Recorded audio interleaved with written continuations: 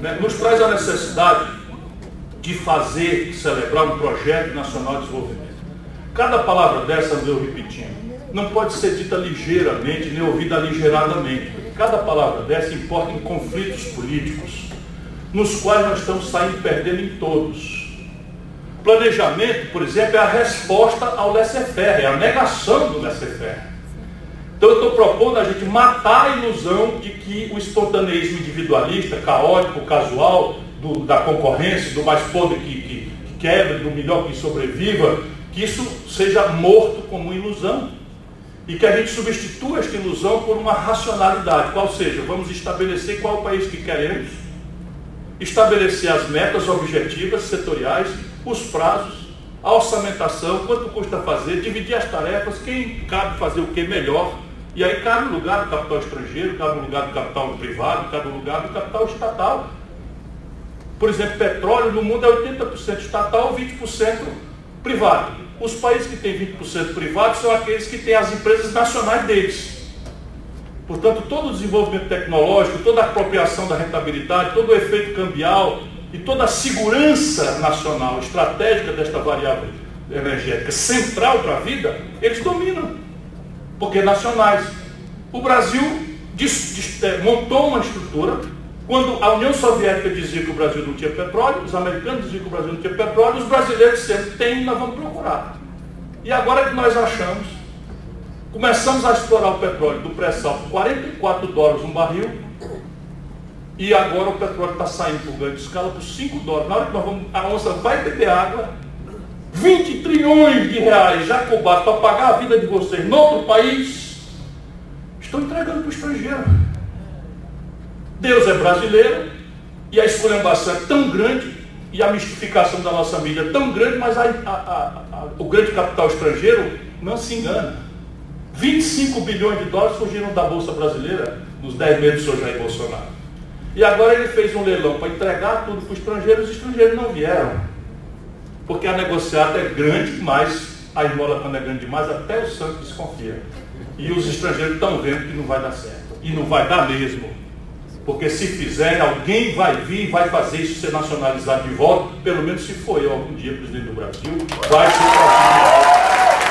a nação brasileira. E não é por nenhum nacionalismo exacerbado, nem qualquer valentia que eu não quero continuar. É porque isto é dinheiro que vai mexer com todos os outros dinheiros. Isto é onde está o dinheiro que eu tenho segurança que vai pagar a maior civilização tropical do planeta Terra, que é o Brasil, potencialmente. Então, projeto é isso, é você planejar. Eu tenho uma ideia, tenho estudado muito e gosto de dar a cara para bater. Então eu tenho uma ideia de que o Brasil deveria se comprometer em entregar ao povo brasileiro os indicadores de desenvolvimento socioeconômico humanos da Espanha em 30 anos. Se o Brasil crescer, como está crescendo dos anos 80 para cá, em média 2,2% ao ano, nós atingiremos esses indicadores em 140 anos. Nós não temos esse tempo, porque agora tudo está mudando e quem ficar para trás não tem mais como pensar em voltar para a luta. Mas em 30 anos significa que o Brasil precisa crescer 5,5% ao ano. Isto também não é uma exorbitância. O país cresceu 6,5% ao ano entre 45 e 80. Se o céu abençoado pelo Cruzeiro do Sul é o mesmo, o chão que nós amamos é o mesmo. E o povo, né, mestiço, contraditório, exuberante culturalmente, violento, estigmatizado, crescentemente neopentecostal, moralista, uma série de virtudes e defeitos. O povo é o mesmo. Por que a gente crescia quando era muito mais difícil a 6,5% ao ano e agora crescemos a 2,2%? Porque lá atrás tinha projeto e agora não tem mais. Porque nós passamos a acreditar que só reinstitucionalizar o país, devolver democracia, anistia, eleição direta, os costumes democráticos, como antagonismo à ditadura, seriam suficientes. Revelou-se então que a economia tinha um problema estrutural e de lá para cá nós estamos repetindo práticas que o consenso neoliberal que nos pegou nessa fase de transição era a solução da lavoura. Temos um meio intelectual muito colonizado, né? Boa parte dos intelectuais brasileiros é muito inteligente, capaz, mas entendeu que ser sofisticado e bem letrado é ler com cuidado os autores estrangeiros e citá-los sem precisar ler. E o pensamento autônomo brasileiro está por ser construído. e nós precisamos fazê-lo. Eu vou encerrar dizendo que nacional, esse projeto há de ser, também não é por xenofobia. É que as condições de empreender, modernamente, isso está se agravando dramaticamente, as condições de empreender, ou seja, de produzir riquezas, de gerar emprego, de pagar salário, de recolher impostos, de onde vem o dinheiro para educar o povo, para ter saúde, para ter segurança, não são globais. As condições de empreender são dramaticamente nacionais. A única coisa que é globalizada é o padrão de consumo. Então eu, agora, se eu quiser, eu abro a internet e vejo o estado da arte do último iate que existe, com as maneiras mais sofisticadas, coisas, e fico cobiçando ter um iate. Né? Eu vejo aqui dentro desse lugar, aqui agora, só um minutinho, eu vou ali, faço e vejo quanto custa, e vejo um financiamento, etc, etc. E começa a desejar aquilo, sem poder ter. Isso é devastador. Está acontecendo no jovem da periferia de Fortaleza. Você imagina um garoto de 14, 15, 16 anos que cresce, compre, e você tem um brinquedo chinês que sobe a parede, que custa R$100. Um brinquedo sobe a parede do carro, acendendo a luz. O menininho quer o tablet, o smartphone, para ver filminho, YouTube e não sei o que. Então ele quer ter aquilo, ele está sendo lecionado todo dia que ser feliz é acessar esse padrão de consumo, bom, bonito e barato, só que ele não tem renda para isso. E ele gera uma frustração que depois vira revolta. Para que alguém vai ser, vamos dizer, de acordo com a ordem, com o establishment, com as leis, com as regras de boa convivência, se as leis e regras de boa convivência o condenam a essa frustração permanente, e ele sabe que a vida para ele vai ser cadeia ou morte.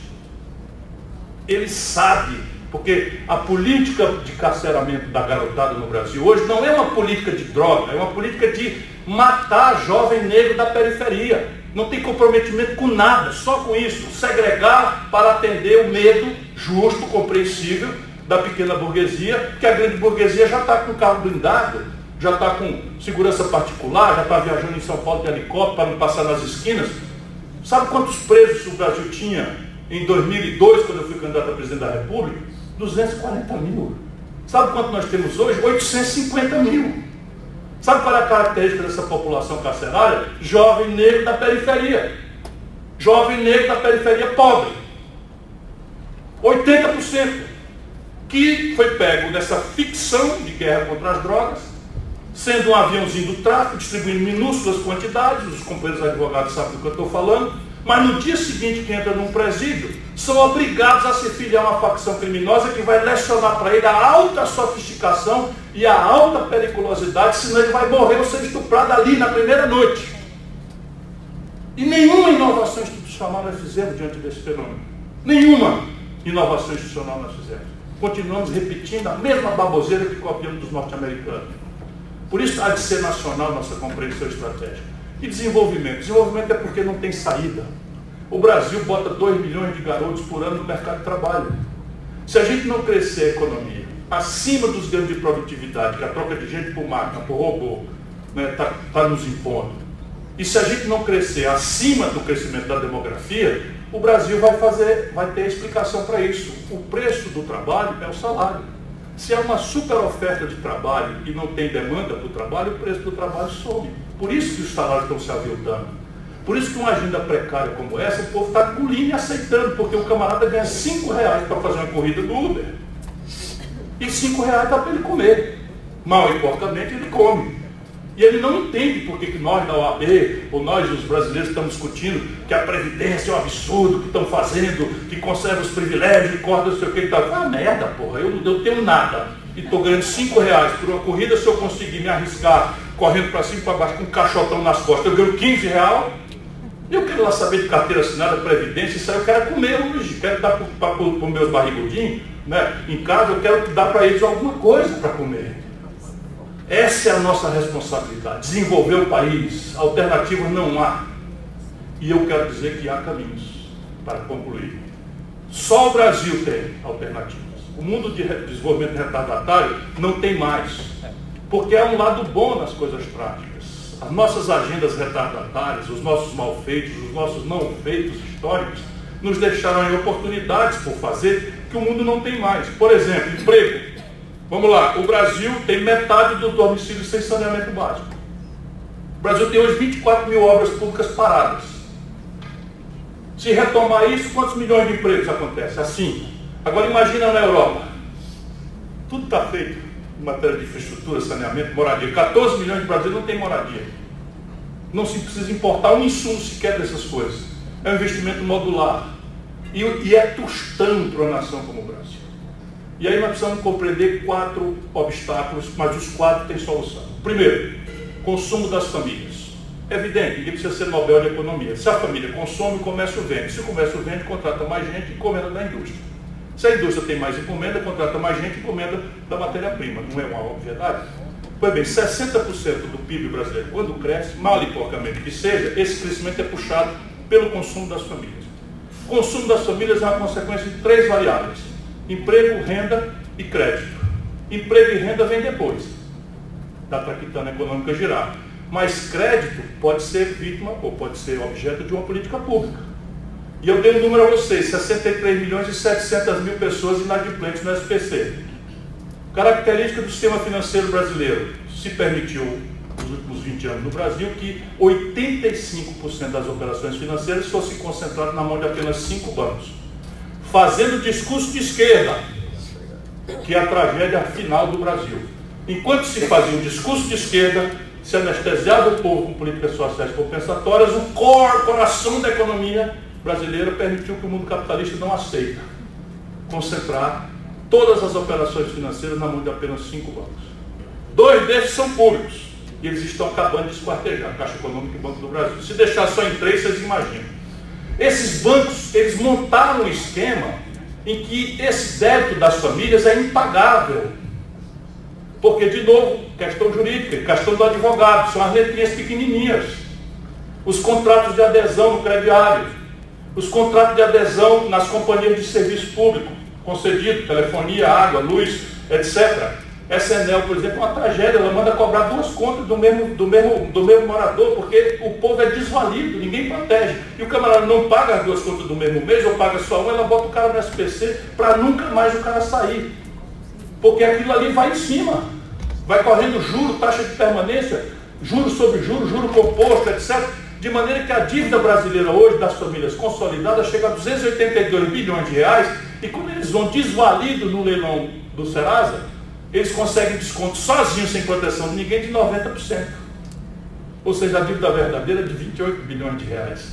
Só que eles mantêm os 282 porque o miserável está ali todo dia, tem que pagar uma prestação para poder fazer uma ficha de trabalho, para poder limpar o nome para fazer alguma coisa, etc, etc. E este fluxo é enriquecedor dos bancos. Isso nada impede que a gente faça um programa de refinanciamento dessas estruturas. Eu propus isso com todos os números. Quando eles disseram que era impossível, eu mostrei os números e passaram por deboche.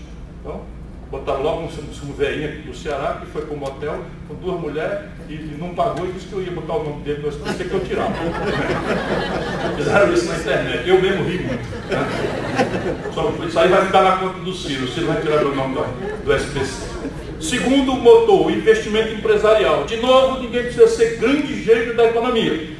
Se você não tiver investimento, não existe uma fábrica nova sem a outra fechar. Não existe um comércio novo sem o outro fechar. Isso também é uma trivialidade.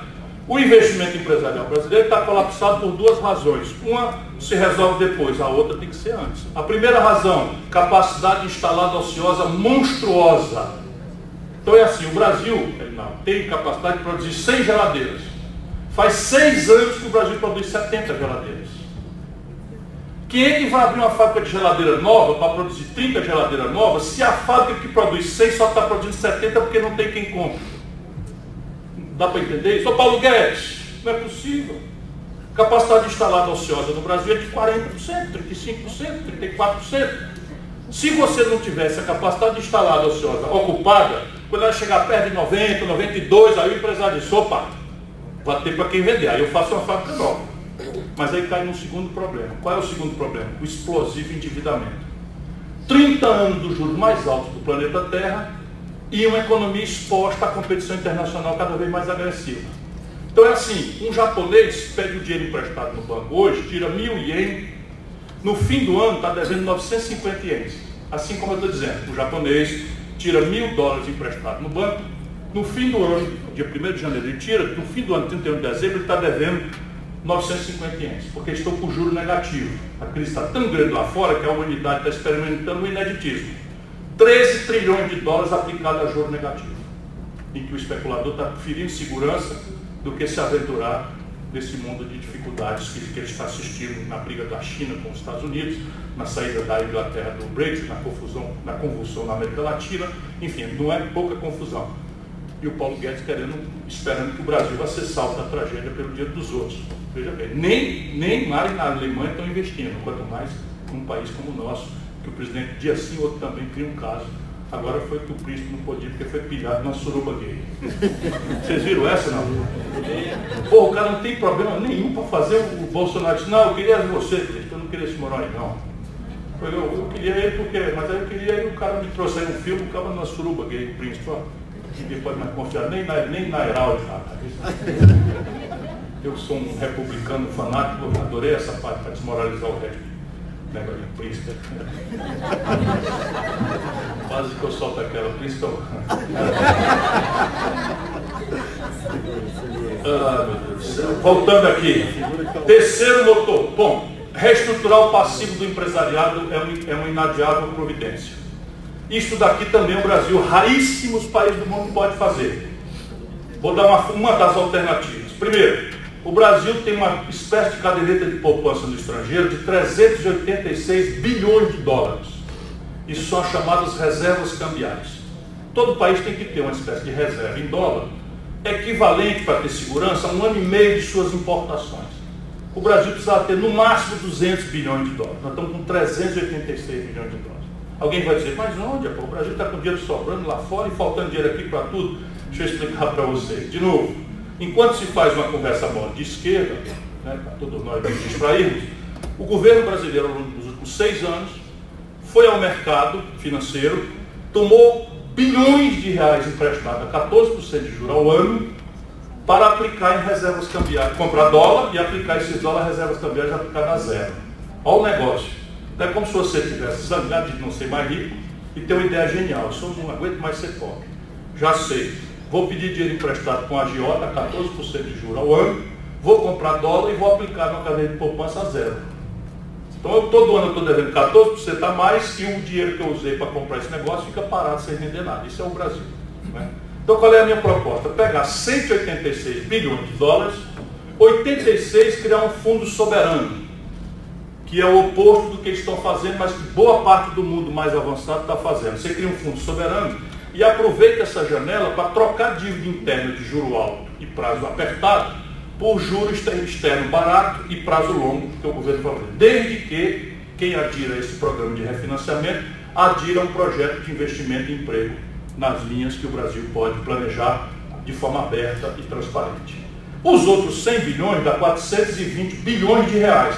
Eu pagaria espetacularmente uma parte da dívida. Porque a dívida brasileira está explodindo e vence 1/4 dela em 4 dias. Se a gente pagar, o que acontece com o preço do dinheiro, que é o juro? Cai. Se eu pago espetacularmente, só que o Brasil não funciona assim. Por quê? Porque só neste país sangrado, o que o banco não empresta para a economia, o governo paga, remunera para ele, como se para ele tivesse sendo emprestado. A sobra de caixa dos bancos é paga. Basta acabar essa mamata, e por isso eles não vão deixar nunca esse assunto sair na televisão. Nunca. Não vai sair, a gente tem que fazer palestra para 200, para 100, para 300, para 500, para 1000, porque senão o povo brasileiro não vai saber disso. Terceira ferramenta, eu vou ser mais breve, já cansei vocês, apenas me entusiasmei, é o investimento público. Então o investimento público brasileiro hoje é zero. Para não dizer que é zero, está proposto para o ano que vem 19 bilhões de reais para o Brasil inteiro. Só para vocês terem uma ideia, o Ceará, que é o estado que mais investe hoje no Brasil, como proporção da sua receita e por cabeça, vai investir 4 bilhões de reais. A União Federal Brasileira vai investir, planejou investir 19. O Ceará é o 8º estado brasileiro, um dos mais pobres estados do Brasil, vai investir 4. E a União Federal está estimando investir 19 bilhões. Isso é absolutamente ridículo, não tem precedente na história. Nunca se investiu tão pouco na história do Brasil como agora. Como é que a gente acha o dinheiro para isso? Eu vou propor aqui algumas providências. Primeiro, o Brasil e a Estônia são 2 únicos países do mundo que não cobram imposto sobre os lucros e dividendos das corporações abertas. Não é razoável, você tem toda a razão, conte com o meu apoio, e você cobre de sociedade individual. Não existe isso, nem em lugar do mundo. Aqui a sociedade individual é pagar imposto de renda, normal, como qualquer outra pessoa física ou jurídica que paga imposto de renda. Mas eu estou falando aqui, vencida a etapa da empresa operar, o lucro e o dividendo no Brasil e na Estônia não é cobrado. Se o Brasil voltar a cobrar o que eu cobrei como ministro da Fazenda do Itamar, e que o mundo inteiro cobra, menos do que o Brasil, se cobrar só o que eu já cobrei, a gente arrecada 70 bilhões por ano. O déficit é de 130. Esse ano de sacrifício, o Brasil fez de renúncia fiscal, ou seja, isenções clientelistas, sem nenhum tipo de critério. Eu vou mostrar uma para vocês aqui, para vocês verem a aberração. O Brasil dispensou 350 bilhões de reais. Se nós cortarmos em tempos de aguda crise 20%, vamos conservar 80% desse abuso, que é a renúncia fiscal, a gente arrecada mais 70. 70 mais 70 são 140, não era 130 o déficit? Já sobraram 10 bilhões em 12 meses. O Brasil cobra 4% sobre o tributo sobre heranças, grandes heranças. O Ceará cobra 8%. O Brasil cobra 4%. Os americanos cobram 40%. A Europa cobra até 54%. Não estou falando de herança de 2 milhões, 3 milhões, 4. Não interessa isso. Classe média tem nada para dar. Estou falando das grandes heranças. Bill Gates. Né? Então, 40% ele paga dos Estados Unidos, aqui 4%. Essa imensa fazenda do agronegócio global, chamada Brasil, paga 1 bilhão de imposto territorial rural, gente querida. Sabe quanto é que o IPTU das famílias de vocês pagam no Brasil, da classe média? 20 bilhões. Sabe esse miserável motoqueiro correndo no Uber para ganhar 5 mil reais com a iFood nas costas aqui, para 5 reais, ele paga IPVA da motocicleta. O jatinho do Luciano Huck não paga. O jatinho do Dória não paga. As lanchas e iates parados na Baía de Guanabara, na enseada de Botafogo, não pagam. Qual é a explicação? Qual é a explicação? A explicação é só uma política. É que a estrutura dirigente brasileira serve a outro senhor, se elege junto com o povo e governa junto com a minoria poderosa do país. E essa é a grande resposta com a qual termina a minha questão. O Brasil é um problema político, é um problema de planejamento, mas a felicidade é que raros países, para não dizer, o único país que tem alternativas somos nós. Depende do brasileiro. Obrigado pela sua atenção.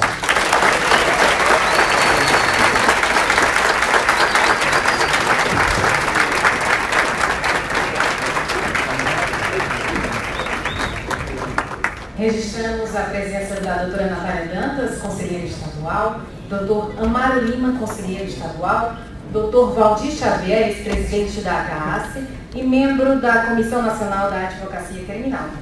Neste momento, vamos dar início às perguntas com mediação do doutor Henrique Oliveira.